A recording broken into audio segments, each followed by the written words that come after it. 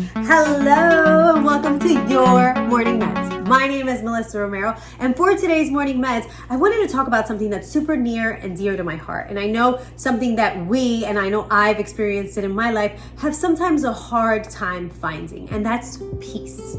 Lao Tzu says, if there is to be peace in the world, there must first be peace in the nations. If there is to be peace in the nations, there must first be peace in the cities. If there is to be peace in the cities, there must first be peace between neighbors. And if there is to be peace between neighbors, there must first be peace in the home. If there is to be peace in the home, there must first be peace in the heart.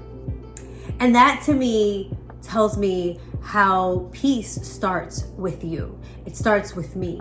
It starts with us. And in order for us to extend that and to ripple that out into the world, we must first find peace within ourselves, in our hearts. So there are different ways, because I know I've been in situations and I know I've experienced things where it was hard, it was challenging to find peace with a situation, a circumstance, whatever it is at that moment, to find that peace with that. It was challenging. So for today, I wanted to talk about ways to find peace in certain situations, or just in life in general with yourself. And I narrowed it down to 3 ways. And these are things that I want you to practice this week or today, so that you can start trying to find peace with yourself and find that peace in your heart. Because again, like a pebble thrown into a still lake, peace, or anything that we put out into the collective, into the world, is what ripples out and what creates our reality. And if we're putting out anger, fear, frustration, hatred, that's what we're rippling out into the world. But if we could always look and always choose peace and try to find peace within ourselves, then that's what will ripple out into our worlds. That's what will ripple out into our realities. And it's so important that we do this. So 3 ways to find peace within yourself that you can start working on today. Number 1, breathe. If you find yourself in a turbulent situation, or in a situation that makes you uncomfortable, or something that you're not liking, stop. Take a moment. If you're with somebody, say, hey, I'll be back. I need a moment. Or I have to go to the bathroom. Whatever you have to say, and take a moment and breathe. In through your nose and out through your mouth.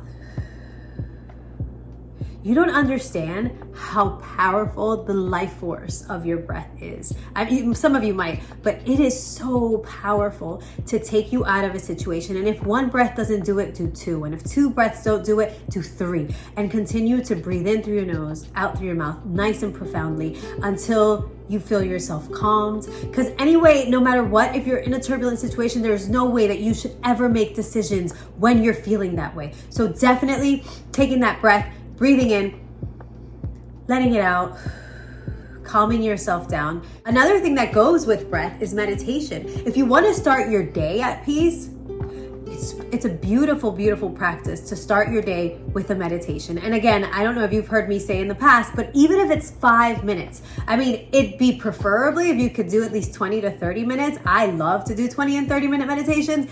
I don't get to do them all the time, but if you could do one, if you have the time to just sit there in silence or do a guided meditation, there's a ton of meditation apps that you can use just to sit in meditation, and that's to start your day off at peace. I mean, it's a beautiful way to start your day off. So number 1 is take a breath, breathe, and if you can make some time to meditate, take some time out to meditate first thing in the morning before you get your day started, and start your day at peace. It'll change your day. It's a life changer. Number 2 is focus only on the things that you can control. Oh my God, I'll say it again, because so much of us, me included, I've been there. Focus on the things that only you can control. And Pema Chodron says this, and this isn't verbatim, but Pema Chodron says the reason why you're not at peace is because you cannot accept what is, and you're trying to change it. So, and again, that's not verbatim, but it's something, she says something to the effect of that. And it's so true. Anytime I've ever found myself not at peace was because I wanted something to be different than what it was. And so stop trying to change the things you cannot change. And another thing is, stop trying to change people's minds, people's whatever. If people are stuck in their ways, leave them like that. And your peace is so important. So what you should ask yourself is, would I rather be right or at peace? Sometimes we wanna argue something because we want to get through to somebody, or we want them to see our way, and it's useless. It's useless because we get all worked up, you get all riled up, we get so upset, and nothing. They're still thinking in their way. So it's always nice that, and I use this with my kids because I have 2 kids, and if some of you know, I have an adult child and a little guy. And I do this with my adult child all the time, where I plant seeds. So I don't impose my ideas on him. I plant the seeds. So I say, this is what I believe. And he likes to debate. So he'll say something and I'm just like, okay. We have to get into that place. Like, we cannot control things. We cannot control others. Sometimes there's so many things that we cannot change. And for us to accept things as they are and just fall back and just be like, it is what it is. And if you'd like, plant the seeds. Sometimes, you feel as though people should see things differently. You can always plant the seed, but that's all you could do. And if they refuse to see it your way, you have to keep it moving, because that's only just going to bring you turbulence and just dis-ease. So to find your peace, just only focus on the things you can control. Another thing is, be true to yourself. Honor your yes and your no. A beautiful thing that I read, I'm reading this book called Essentialism, and a beautiful thing that he says, and I don't remember the author's name, but he says in this book is that be as slow with your yeses as you are with your nos. A lot of us have a hard time saying no, so we take forever to say no. Like, well, maybe let me get back to you, and we take forever to say no because it's hard for us to say no because we don't want to say no to the people we love or to whatever. So he says, be as slow with your yes as you are with your no. So take your time with your yes as much as you take your time with your no. I love that piece of advice, because some of us will say yes right away and then immediately regret it and be like, crap, why did I just sign up for that? I didn't really want to fucking do that. Like, why am I? And then you're frustrated, and then again, you're not at peace with yourself because you said yes to something you shouldn't. But another one is honor your no. So honor your yes by being very selective with how much you say yes, taking your time before you say yes. And honor your no is when you say no, stick to that. And it's okay to say no. I don't know if you've read my post a couple weeks ago where I said no is a complete sentence.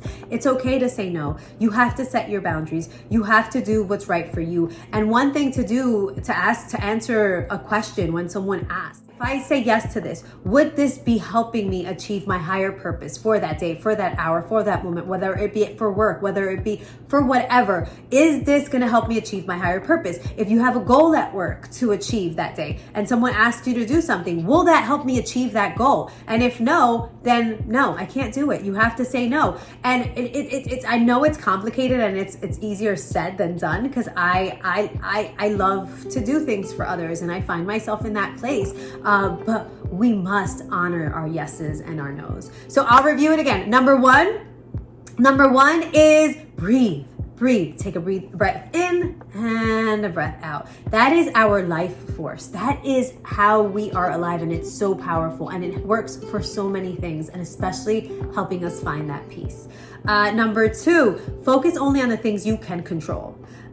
Stop trying to change others' minds, others' ideas. Just focus on what you can control. Stop trying to fix other people's lives. Focus on your life. Number three, be true to yourself and honor your yes and your no's. Be as slow with your yes as you are with your no's. Be as slow with your yes as you are with your no's. Okay, that's my message for you today. Listen, every moment of every day, you have the choice to choose either peace, destruction, happiness, joy, frustration, anger. It's your choice. So you choose peace every day, because the minute you choose peace, that is what you throw in to the river of this collective. And when you choose that and you throw that pebble in, it just ripples out and people start feeling more at peace, whether they're around you, whatever it is. Even people away from your view are feeling your peace. So definitely choose peace at all times. Try to follow those things to stay peaceful today. And that's my message for you today. I love to love you. Peace. If you enjoyed this video and like to see more, don't forget to click on the subscribe button and also like this video.